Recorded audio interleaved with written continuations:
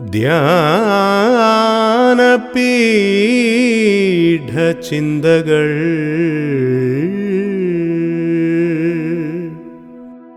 ധ്യാനപീഠചിന്തകൾ, a devotional thought for worship.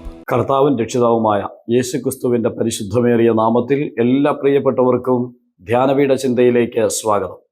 കർത്താവായ യേശുക്രിസ്തുവിൻ്റെ മരണം, ഈസ്റ്റർ എന്ന പേരിൽ ലോകം മുഴുവൻ ആഘോഷിച്ചുകൊണ്ടിരിക്കുന്ന ഒരു ദിവസമാണല്ലോ ഇന്ന്.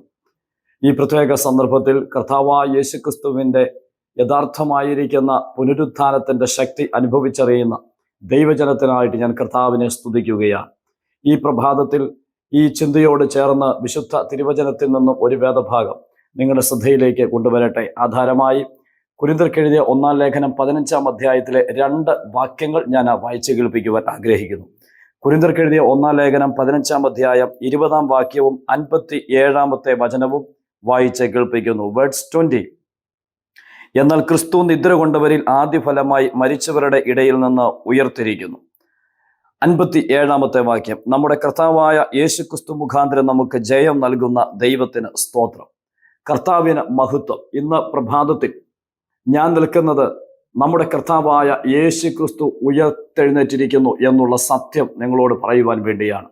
ഞാൻ നിൽക്കുന്നത് തുറക്കപ്പെട്ട ഒരു കല്ലറയുടെ മുമ്പിലാണ്. ചരിത്രത്തിൽ നിരവധി മഹാന്മാരുടെ കല്ലറകൾ ഈ അവനിയുടെ മുഖത്ത് അടഞ്ഞു കിടക്കുമ്പോൾ എൻ്റെ ഗുരുവും എൻ്റെ രക്ഷകനുമായിരിക്കുന്നവൻ കല്ലറയിൽ നിന്നും ഉയർത്തെഴുന്നേറ്റിരിക്കുന്നു. ധന്യനായ പൗലോസ്ലീഹ രേഖപ്പെടുത്തി വെച്ച വാക്ക് ഇന്ന് പ്രഭാതത്തിൽ ഒന്ന് ശ്രദ്ധിക്കുക.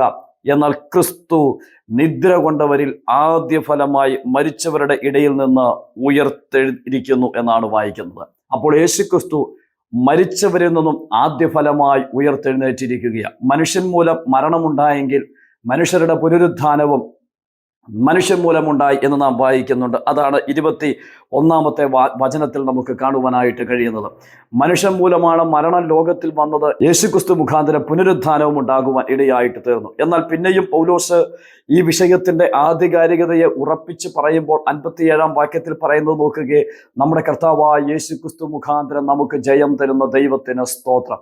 ഇത് പറയുന്നതിന്റെ പിന്നിൽ ഒരു കാരണമുണ്ടായിരുന്നു. അതിന് മുമ്പിലുള്ള വചനങ്ങൾ ശ്രദ്ധിച്ചാൽ അവിടെ മരണത്തെക്കുറിച്ചും മരണത്തിൻ്റെ ഒരു ചിത്രവുമാണ് അവിടെ പറഞ്ഞിരിക്കുന്നത്.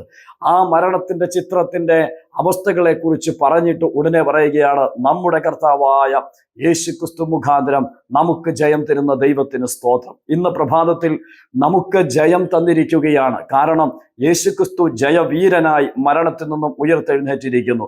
ഒരുപക്ഷെ വിവിധമായിരിക്കുന്ന പ്രശ്നങ്ങൾക്ക് വിജയം കൊടുക്കുവാൻ ജനത്തിന് കഴിഞ്ഞിട്ടുണ്ടെങ്കിലും മനുഷ്യനെ ഹനിച്ചുകൊണ്ടിരുന്ന മരണത്തിൽ നിന്നും മനുഷ്യനെ ജയം കൊടുക്കുവാൻ നാളെ ഇതുവരെയും ആരെക്കൊണ്ടും കഴിഞ്ഞിട്ടില്ല. എന്നാൽ യേശുക്രിസ്തുവിൻ്റെ മരണത്താൽ സാധ്യമായ ഏറ്റവും വലിയ കാര്യം എന്താണെന്ന് ചോദിച്ചാൽ, മരണത്തെയും മരണത്തിന്റെ അധികാരിയായ പിശാചിനെയും തൻ്റെ മരണത്താൽ നീക്കിക്കൊണ്ട് ജീവപര്യന്തം മരണഭീതിയിൽ അടിമകളായിരുന്ന ആടുകളെയൊക്കെയും വിടുവിക്കുവാൻ യേശുക്രിസ്തുവിന്റെ പുനരുത്ഥാനം മുഖാന്തരം ഇടയായിട്ട് തീർന്നു. യേശു മരിച്ചവരിൽ നിന്നും ഉയർത്തെഴുന്നേറ്റിരിക്കുന്നു. നമ്മുടെ കർത്താവായ യേശുക്രിസ്തു നമുക്ക് ജയം തന്നിരിക്കുന്നു. പാപത്തിന്റെ ശക്തിയായിരുന്ന മരണമുണ്ടല്ലോ, ആ മരണത്തിൽ നിന്ന് കൃത്യമായിരിക്കുന്ന ഒരു മോചനം യേശുക്രിസ്തുവിന്റെ പുനരുത്ഥാനത്തിലൂടെ നമുക്ക് ലഭ്യമായിരിക്കുകയാണ്. നാം ഏവരും പാപത്തിന്റെ അടിമത്വത്തിൽ കിടന്ന് പാപത്തിന്റെ ശമ്പളമായ മരണത്തിന് വിധിക്കപ്പെട്ട് നിത്യനരകത്തിലേക്ക് പോകേണ്ടിയവരായിരുന്നു എന്ന് വരികിലും ആ പ്രത്യേക സന്ദർഭത്തിലും സാഹചര്യത്തിലും അവിടെ നിന്നും നമ്മെ മോചിപ്പിക്കുവാൻ ദൈവപുത്രനായ യേശു ഈ മണ്ണിലേക്ക് കടന്നു വന്ന് നമ്മുടെ പാപത്തിന്റെ ശിക്ഷ ഏറ്റെടുപ്പാൻ ഇടയായിട്ട് തീർന്നു. അവിടുന്ന് നമുക്ക് വേണ്ടി മരിച്ചു.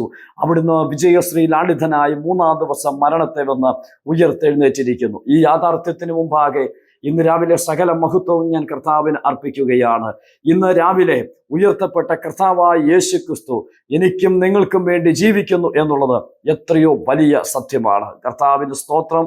അവിടുത്തെ മരണത്താൽ തൻ്റെ മക്കളായിട്ട് തീരുവാൻ വലിയ ഭാഗ്യം നമുക്കുണ്ടായി. മാത്രമല്ല അവിടുന്ന് ജയവീരനായിട്ട് തീർന്നത് കൊണ്ട് നാമും ജയിക്കുവാൻ ഇടയായിട്ട് തീർന്നിരിക്കുകയാണ്. ഇന്ന് പ്രഭാതത്തിൽ നമ്മെ വിജയത്തിലേക്ക് കൊണ്ടുവന്ന, നമുക്ക് ജയം തന്ന, നമ്മെ പാപത്തിന്റെ അടിമച്ചങ്ങലകളിൽ നിന്നും മോചിപ്പിച്ച നമ്മുടെ കർത്താവിന് നമുക്ക് സകല മഹത്വവും അർപ്പിക്കാം. പകരമായി നമുക്ക് വേണ്ടി മരണത്തിന്റെ അതികാഠിന്യമുള്ള വേദന മുഴുവൻ ക്രൂശിൽ അനുഭവിച്ചു തീർത്ത ദൈവപുത്രന്റെ ആ ക്രൂശിലെ കഷ്ടാനുഭവത്തെ നന്ദിയോടെ നമുക്കിന്ന് പ്രഭാതത്തിൽ ധ്യാനിച്ച് നമുക്ക് വേണ്ടി രക്ഷ പൂർത്തീകരിച്ചു തന്ന നമ്മുടെ കർത്താവിന് സകല മഹത്വവും അർപ്പിച്ച് അവിടുത്തെ ആരാധിച്ച് മഹത്വപ്പെടുത്താം. ആ പൊന്നുനാമം മാത്രം മഹിമപ്പെടുമാറാകട്ടെ. ആമേൻ. എന്തു പകരം തന്നീടും നാഥാ